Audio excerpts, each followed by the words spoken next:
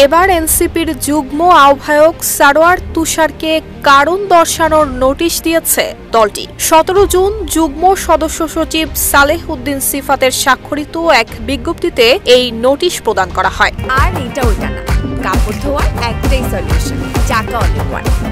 বিজ্ঞপ্তিতে উল্লেখ করা হয়, নৈতিক স্খলনের অভিযোগ উত্থাপিত হওয়ায় উক্ত বিষয়ে আপনার সুনির্দিষ্ট অবস্থান এবং ব্যাখ্যা আহ্বায়ক জনাব মোহাম্মদ নাহিদ ইসলাম এবং সদস্য সচিব মোহাম্মদ আক্তার হোসেন জানতে চেয়েছেন।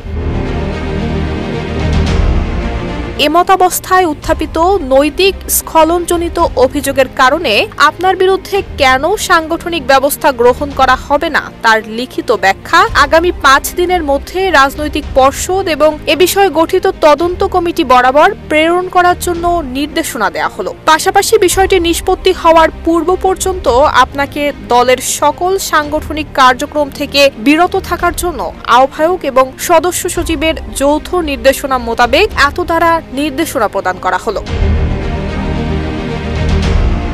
সম্প্রতি এনসিপি নেতা সারোয়ার তুষারের বিরুদ্ধে দলের এক নেত্রীকে কুপ্রস্তাব দেওয়ার অভিযোগ এনেছেন সাংবাদিক জাওয়াদ নির্ঝর। এমন অভিযোগে একটি ভিডিও সামাজিক যোগাযোগ মাধ্যমে ভাইরাল হলে তা নিয়ে ওঠে নানান আলোচনা সমালোচনা।